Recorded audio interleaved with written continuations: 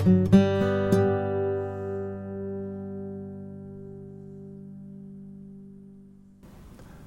right, let's do this. Are you ready? Ready to take a ride? Ready to have your notion of what is possible and what is real be challenged? Here we go. Let me start by asking you a question. Do you dream? Have you ever had a really vivid dream? Have you ever had a dream that was so real that you saw somebody that you knew and recognized? Have you ever had a dream that was so real and so vivid that you were at a place that you've been before and you recognized it? Or maybe you dreamt about a place that you'd never been before, but it seemed so real. The colors, the textures, the intricate details were so vivid to you that you knew it was a real place. And then you woke up in the morning and you went, wow, that was an intense dream. How do you do that? How is that possible? You shouldn't be able to see something because your eyes are closed. You're in a darkened room. No photons are hitting your optic nerve. Well, scientists tell us that we create imagery as photons hit the optic nerve and our visual cortex activates. But when you dream, your visual cortex can activate and generate vivid, realistic imagery that you recognize. Can this also happen in remote viewing? Now let me pose another question. Where does consciousness reside? Is consciousness generated by the squishy stuff inside your skull? Do brain cells generate consciousness? Is consciousness limited to the inside of our brain? I'm Dick Allgire, and I have been violating the generally accepted laws of physics since 1997. Actually, I've been doing it longer than that, and we all have, because we've all had moments of precognitive awareness or unusual little artifacts of consciousness that we couldn't explain. I trained with the Hawaii Remote Viewers Guild since 1997, and currently I'm with Future Forecasting Group, ffgrv.com, ffgrv.com. I was trained by Glenn Wheaton. Glenn Wheaton is a great friend. He's a tireless worker, a generous man, brilliant. After 28 years, I'm still learning from him. I still attend classes, lectures, and interactions weekly with Glenn. He's never charged a penny. He taught me a form of remote viewing that they developed in a Special Forces Intelligence secret team. He was a member of U.S. Army Green Berets Special Forces Intel. And they developed something that they called beaconing. And it was a form of remote viewing that we feel is superior because it's based on visuals. It's not limited to visuals, but it's based on visuals. And this was developed with the help of one of the great psychics of his day, a man named Dr. Richard Ireland. Dr. Richard Ireland was truly amazing. They brought him into their unit secretly, tested him, paid him money, developed a back-engineered version of what Richard Ireland was able to do by what he called looking on blackboard. They called it beaconing. It came out into the civilian world under the moniker HRVG, Hawaii Remote Viewers Guild Protocols. The true story of the military development of remote viewing will never be told. You'll never know all the details. There are a lot of interesting things that went on that frankly you'll never know about. What they found was that consciousness is not local, that you can learn to see across space and time, that your brain is actually a receiver, your brain is an interface, your brain is an antenna, and your brain is a transmitter. It can generate images across space and time. If you train and you practice rigorously, and if you follow this amazing methodology, you can create new neural pathways in your mind. You can learn to activate your visual cortex, displace your awareness across time, and see a target that's distant in time and space.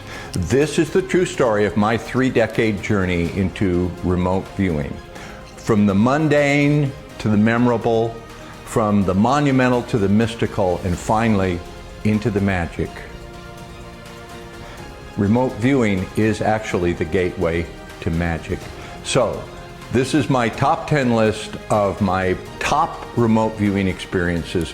What I saw, what I felt, what we learned, and what all of this teaches us about consciousness, about not just consciousness, but our perceived reality, about time and space, about focus and intent. And yes, consciousness. Number 10, The Man in the Gray Coat. This was a session that I worked back in about 1998. This is not significant at face value. There's nothing earth-shaking about it. There's no great mystery. There's no great mystical experience. Well, actually, it was kind of mystical. There are no aliens. There's not some monumental event. It was just a guy in a gray coat, but it was transcendent for me at the time. Okay, I began with a paper session working the normal protocols, doing a visual ideogram, spontaneous ideograms, probes, gathering low-level sensory data. And then at one point I went to an advanced protocol that we call edging, where you put gentle pressure on your eyelids to block off your optic nerve. And then you do a breathing exercise and you come to a complete stop. And in this moment that I managed to come to a complete stop while I was focusing completely on the target, I was looking down at a place and a movie started. And it was like I was a security camera from up above. I had an angle from above, and I saw a rack of what looked like men's coats, men's suits, and some shirts and maybe trousers over here. And a man in a gray coat walked in, and he just walked through the frame slowly. He didn't seem that he had any urgency about him. It was like he was just there to be there. And he reached over and he touched a suit, and he was just looking around, and then he walked past. And the little movie ended, and I became aware of sitting at the desk and realized I was trying to remote view, and I thought, what was that? What just happened? Was that a dream? Was that an illusion? Was that a hallucination? Was that my imagination? Or was it a moment of madness? It lasted about 10 seconds, and it was such a real looking scene with such an eerie quality to it. And I thought, is that remote viewing? And I thought, okay, if this target is a guy in a men's clothing store, this is going to be something. So I was able to get the feedback almost immediately. And the target was a beaconing target where a gentleman named Bill Ray, who was a luminary in the remote viewing community, had gone somewhere, and he was just going to go be somewhere to experience that place, and that was the target, and they gave it a target ID. And there was no picture. I didn't need a picture because I'd seen it as a movie. He described the target. He said, I'm at a PX in Germany. I'm on the second floor, and I'm in the men's clothing section, and I walk through and look at suits. And I contacted Bill Ray, and I said, were you wearing a gray coat? And he says, yes, I was. This is the session that made me realize, oh my God, we can access any moment, every action, every emotion, every nuance of everything that ever happens. It's all still there and accessible, even something as mundane as walking into a clothing store. It leaves a residue in consciousness, and it's accessible. That session changed me forever. Number 9, religious autopsy.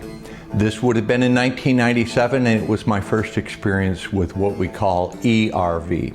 It was a monitored session under double-blind protocol. The monitor and I were both blind, and the goal here was for me to work a paper session, and then as I was done with the paper portion, hand that off to the monitor, who was blind to the target, and the monitor was going to look at my work and then gently query me about the target as I went into altered state, into a theta orbit.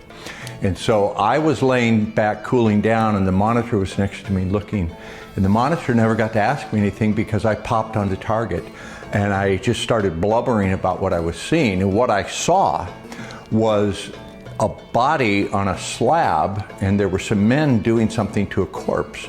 Now, I didn't quite, it was right there for me. I'm in a chamber with torches, but it just seemed so strange to me. Were they doing an autopsy? But it had a religious feel to it. I realized that this was a ceremony, that it wasn't forensic, it was more religious.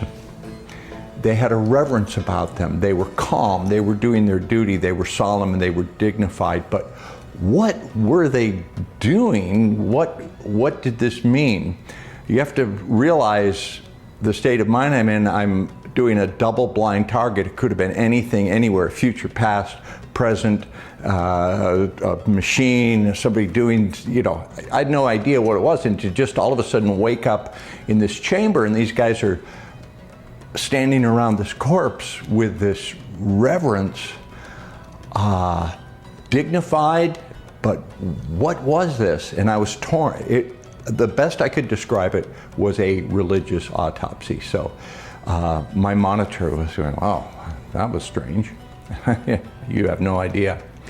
It took about a week before we got the feedback, and when I was told what the target was, I learned that I'd been sent to ancient Egypt, the temple of the Valley of the Kings. The target was the Valley of the Kings. I saw them preparing a pharaoh. Could it have been King Tut? Maybe. And I realized that remote viewing is not just for fun. It's not a trivial endeavor. It is kind of spooky. It's kind of, I don't want to say frightening, but it just has a very eerie quality to it. And how do you explain this to your friends? Like, well, what did you do yesterday? Well, I went to ancient Egypt and saw them preparing a pharaoh for burial. You can't tell that to your friends. Number 8, he died peacefully in bed. Another death scene here, and this is the target that had the greatest effect on my life in terms of setting things into motion that would change my life forever. This was a project, and I did a bunch of sessions under double-blind protocol. And so in the early part of my work, I realized that I was looking at a man, and I saw him giving a speech. I realized he was a great orator, that he was most probably a politician, a leader, like some kind of president. I didn't recognize him. I never recognized him and put a name to him, but I knew a lot about him from all the work I did. I knew that he was involved with some kind of war. I saw soldiers, and I saw a battle, and I saw explosions, and I saw a city being blown up and assaulted and overrun. And then I saw this man in a meeting, and it was in a place with older furniture, really fine furnishings, and some people came to him, and they had a meeting, and he was offered, he made an offer he couldn't refuse, which he wasn't happy about. And there was a deal that he took with some regret. And then later I saw him on his deathbed. And I know that he died an old man, and I know that he died of natural causes. It was not a violent death, but he died with mourning for his country and regrets about something that he did that affected his country. But he died not as history told us. He died of natural causes as an older man. And when this was published, a video came out about it that has since been taken down and banned. Somebody contacted me and talked to me about that and validated my work. And I was told, we know the details, and you got the details in your remote viewing. Very good job. Thank you. I was given a warning and an offer. And so I heeded the warning and I took the offer. When you're a psychic, when you're a remote viewer, and when you use consciousness to transcend space and time, it is said that you have intuition. You're using your intuition. When you go to university, You pay for the experience at the university, you pay tuition. Tuition, intuition. You know, the Latin root of the word tuition means a guarding, looking after. Tuition means protection. So I am using my intuition and I am in tuition. Number 7, the mind of a psychopath. There is an important concept in remote viewing, a word you need to know, and that word is emulation. Two like things have an attraction. Physicists call this quantum entanglement. And when you're remote viewing and when you resonate with the target, you emulate it. So what happens when you get really strong contact and you emulate the target, and the target is a psychopathic murderer? In 2010, a woman named Mackenzie Cowell, a beautiful young lady in Wenatchee, Washington, disappeared. She was murdered, and we were given this as a double-blind target. So as I was working this, I had a very strong bilocation, and I found myself in a moonlit place where I saw a landscape. I knew there was a crescent moon, and I could see the weak moonlight shimmering off of water. It was a large river. There was a sandbar. There was a dock and some structures over here. Off in the distance, I could see not quite cliffs, but a very big embankment to the river. A scene where I knew something uneasy was going on this moonlit night. And I started hearing this thumping sound, and I realized that that thumping sound was a human body being dragged down an embankment, thudding. And I bilocated so strong that I could feel the feeling, or lack of feeling, of the guy that was disposing of this young lady's remains. And it was the coldest thing I ever felt. It's hard to describe, because this was a beautiful young woman whose life he had taken and he didn't care.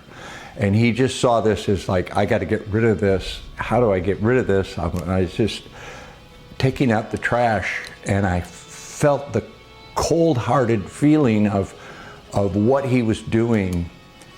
And when I got the feedback on that one, the scene where they found the body was exactly as I described it.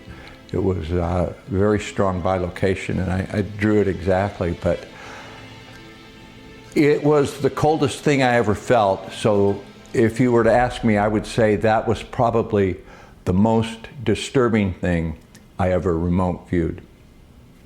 In Dallas, Texas, 3 shots were fired at President Kennedy's motorcade in downtown Dallas.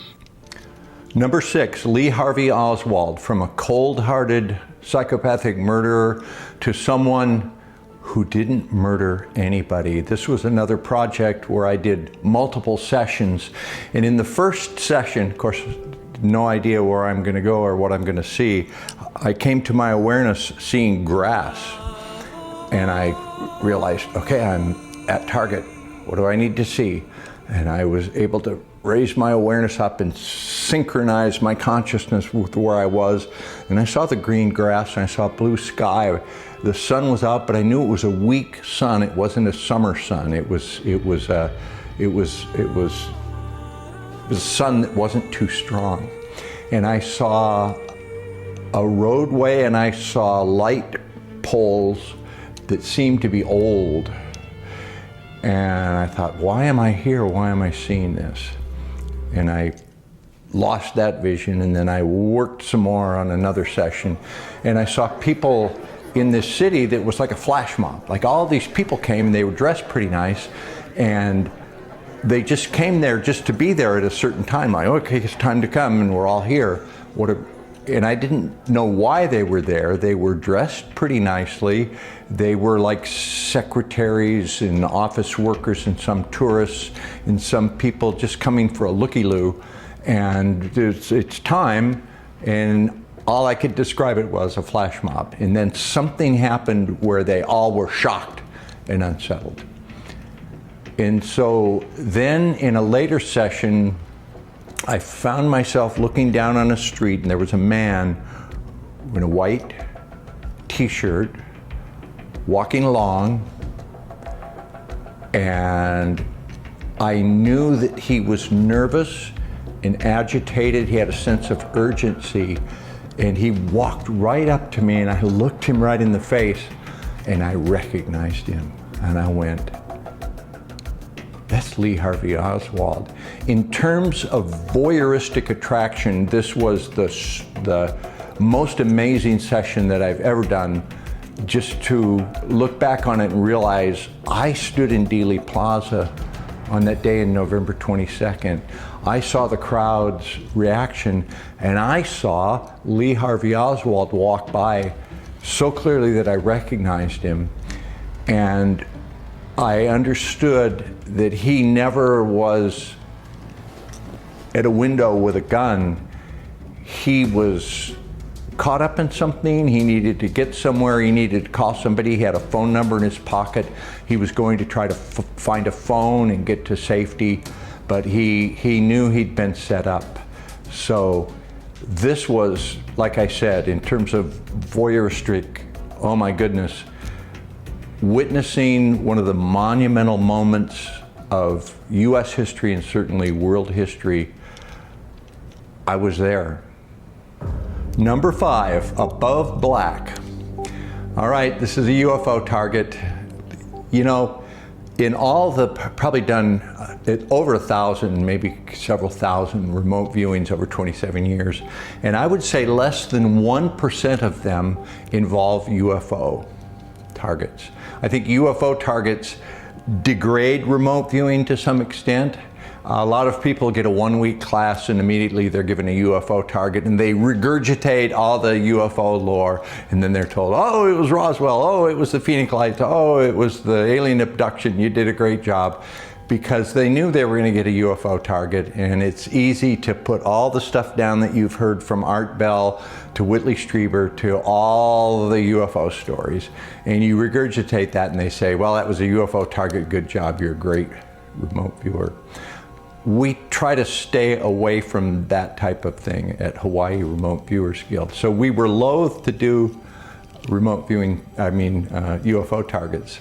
So one night in class with Glenn in 1997, we were given an operational target. Okay, here we go. And we're in class shoulder to shoulder, 12 to 14 of us working side by side.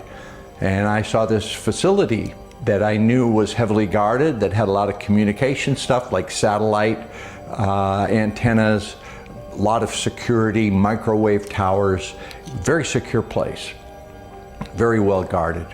And then I looked some more and I saw, wow, the curve of the Earth. And it's beautiful when you see a low Earth orbit target where you can see the Earth from space. It's just captivating and beautiful. I'm seeing this as a visual. And then I looked again and I was inside a structure, seeing that Earth on what looked like a screen. And then I saw an alien. And the alien looked right at me. And I had, this sounds really weird, but I had like a telepathic moment with the alien where the alien went, good job, silly Earthling. How did you get your consciousness here? This isn't your business, run along. And I woke up and I was at my desk in the classroom at HRVG, so I sketched all that. Glenn always told us, whatever comes into your awareness during a session, put it on paper, don't discount it, don't be embarrassed about it, we'll never make fun of you. So I sheepishly turned this in to Glenn that night. I said, man, I kind of went off the rails. And he looked at it, he looked at me and smiled and he said, see, we give you interesting targets once in a while. And so he gave us the feedback, and the feedback was Dan Sherman, a man who wrote a book called Above Black, and he claimed he was in the Air Force and then worked for the NSA and was taught how to communicate telepathically with aliens. Interesting story. My remote viewing tended to validate that. And so that was a moment where, okay, interesting, on to the next target. So about a month or two later, I'm listening to the Art Bell show. And Art Bell was interviewing Dan Sherman, the author of Above Black, and he was describing the story that I had described in my remote viewing. And then Art Bell took a phone call. He said, let's go west of the Rockies, hello caller. And the guy that called in, I recognized the voice, it was Glenn Wheaton. And he started asking Dan Sherman questions that only an insider would know. Glenn said, when traffic came into this, part of this division or this section, what did you do and what were the words? And Dan Sherman answered, and they had a little conversation about the inner workings of the NSA. And Art Bell interrupted and said, well, caller, it sounds like you were in the business. And Glenn said, yeah, 22 years. So I asked Glenn about that later, and he said, Dan Sherman pretty much checked out. His story, whether or not his story was true, his work at the NSA, Glenn was able to validate. Like I said, we tried to stay away from UFO-related targets, but this one was a doozy, and that was a good UFO story. Number 4, how do we start this thing? Okay, this is another UFO story. So, as I said earlier, about 1%, less than 1% of the targets I've worked have been UFO-related targets, but here 20% of my presentation on top 10 are UFO. Here's one more. This was another double-blind session, and I found myself in a place that was like a big warehouse. I knew I was in a structure. It may have been a hangar. I was aware of fluorescent lighting, and it seemed to be pretty modern times. There was a crane, and it was holding something up. And then at another point in the session, I was aware of some men. And I knew that they were scientists, and I knew they were examining some mechanical thing. And I saw them like they were very curious, but they were apprehensive. And there was an uncertainty about them, like, what do we do with this thing? And they felt a sense of danger, like, is this radioactive? Is this going to explode? And I realized that it was technology that they were trying to figure out. And the realization came to me as like, are these guys back engineering UFO technology? And so I turned that session in and was told that the target was Bob Lazar. He's the gentleman that claimed he was recruited to work as a scientist at Area 51 to back engineer UFO technology. And our 4 viewers who worked that under double blind all confirmed that story. Number 3, the keeper of the DNA. How did we get here? So, did humans spontaneously evolve from organic material? Did the Earth just coalesce from stardust in empty space, and then we had minerals and elements, and then somehow organic chemical mutations happened, and then a one-celled creature sprang to life, and then that thing evolved and became more complex, and eventually we became human beings with this incredible DNA, and it all just evolved out of the muck. We were tasked one time to explore the origins of Earth, specifically the Grand Canyon, and what the real history was behind that and behind Earth. And I had an incredibly intense experience. This, in the 27 years, this one stands out. As I worked this target, I saw a menagerie of creatures. I saw small hominids, I saw coneheads, I saw what looked like hobbits, I saw a creature that looked like the creature in the E.T. movie, E.T. I saw giants, and I saw Anunnaki. And the concept came to me of a DNA library, and then I came face to face with a being that I knew was the keeper of the DNA. This was not the God, but it was like he was a God. We were made in his image and likeness. This was a being with the power to transform planets and to assess an environment, to based on the atmosphere, the composition of the gases, like how much oxygen, how much nitrogen, how much carbon dioxide, what's the temperature, what is the mineral makeup of the environment, how much sunlight does it get. They could tailor DNA to create a creature to an environment. Like they had a DNA library where they could pull DNA off the shelf, mix and match, and create beings to create a new civilization on a planet that they had terraformed. So you talk about ones that you don't share with your colleagues at work when you're working in mainstream news. Like, yeah, I saw the keeper of the DNA, and I know how human life came about on this planet. They designed it from a DNA library that the gods have. Yeah, you don't just blurt that one out. Number 2, beating Vegas, the roulette entrainment experiment. Now, this is not remote viewing, but this is a logical progression and evolution of the application of our skills in consciousness. What we realized through a lot of our experiments is that there is no true randomness. A ball dropping onto a roulette wheel and into a slot doesn't really drop randomly. Consciousness will cooperate with time, mass, and motion. And we wanted to prove this, and we wanted to see it for ourselves. So Glenn Wheaton bought a roulette wheel. Not a professional one like Las Vegas, but not a toy either. It was an actual working roulette wheel. And we put it at HRVG headquarters at Glenn's house, and we practiced endlessly for months and months and months as we designed this entrainment experiment to try to beat Vegas.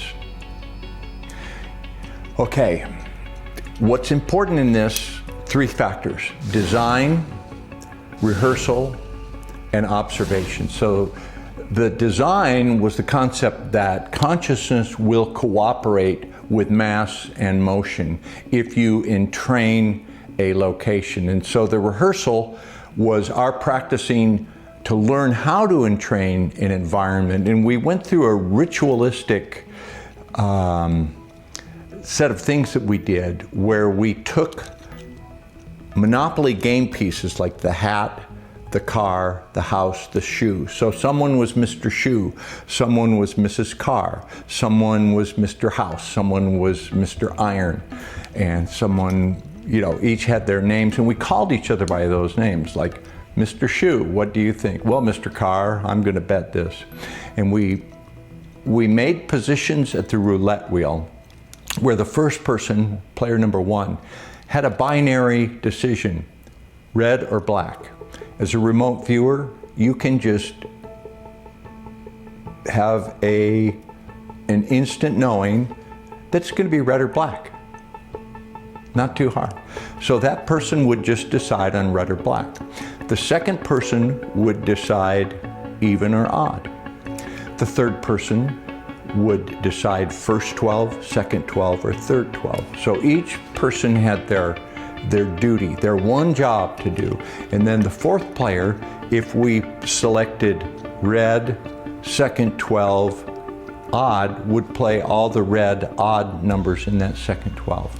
So we practiced and practiced that at Glenn's house, and what we found was didn't seem to work, and then we would get involved in it, and we'd get into the spirit of the thing, and we'd be calling each other, Mr. Shoe, what are you going to bet? Well, I'm going to bet the third 12. Okay, Mr. House, I'm going to bet this. And it would harmonize with us. And we realized that we weren't betting, we weren't gambling, we were observing the environment that we were creating. And so we got pretty good at that. We were keeping score, and we were way beating the odds at Glenn's house. So we went to Las Vegas and thought, can we do this in Vegas? So you walk into a Las Vegas casino, and that is an environment that Las Vegas controls. Las Vegas entrains that. There's flashing lights, there's little ding, ding, ding, ding, ding sounds, there's music, and you can't find your way out of the casino, you can't find the restroom, there's no clocks. It's just the environment is Vegas's environment. So we went in there to try to create our own environment. So we walked through and we found a roulette wheel, and we watched it for a few minutes, and Glenn said, "Do you like this one?" And we said, "Yeah." So we put our money down, and we were betting the minimum. We weren't trying to make money. We were trying to see the result of our entrainment. We were there to observe the cooperation. So we got our chips, and the first person made the bet, and the second person made the bet, and we did our rehearsed betting, and tick, tick, tick, tick, didn't work. And we said, okay, yeah, did it, tick, tick, tick, tick, tick, didn't work. Tick, tick, tick, okay, we hit red, we hit the second 12, not bad, tick, tick, tick, tick, tick. Well, after we started having fun, and the croupier, the guy dropping the ball, could tell there was just something odd about us. We just had this air about us where we were calling each other Mr. Shoe, well, Mr. House, well, Mr. Carr, you know, Mrs. Iron. And at one point, consciousness cooperated with us, and we watched it happen. We hit 11 reds in a row, and about 50% of those, we were hitting the exact number. The payoffs were incredible. I looked up the odds of a roulette wheel hitting red 11 in a row, and it is 1 in 176,835. So we beat the odds. And what we did there was truly amazing. And we could only hold it for about 30 minutes. And we had this spectacular run where people were watching us, and they were saying, what the hell are these guys doing? What is their system? And they were trying to mirror our bets. And then after a while, we couldn't hold it, but we realized that we had indeed opened the gateway to magic. Number one, every validation target. Each time you remote view successfully, even the most mundane target, like a guy walking through a men's clothing store in a gray suit, every time you do that, you transcend time and space, and you violate physics, the generally accepted knowledge of physics, which is not true. Science won't accept this because science can't explain it. Scientists don't want to see something that doesn't fit into their mindset. Most scientists are gatekeepers. They are the gatekeepers to keep you out of the true nature of our consciousness, the true nature of how the world works and how it came about. Remote viewing violates that. What do we do to gatekeepers? Well, we knock down the gates, we go around them. That target ID, when you work a target, that target ID and the signal line is an escape vector from your individual consciousness to the greater consciousness field, where you can have amazing events and experiences like I've been describing here. At Hawaii Remote Viewers Guild, we operate under Law 1, and let me tell you what Law 1 is. Law 1 is that if any valid remote viewing data can be obtained about a target using remote viewing, if any valid data can be obtained, then all data can be obtained. You're not limited to drawing wavy across to represent water. If you can get that idea, you should be able to bilocate there, stimulate your visual cortex, see the water, feel the water, smell the water, and jump in the lake. Thank you for watching. You can see across space and time.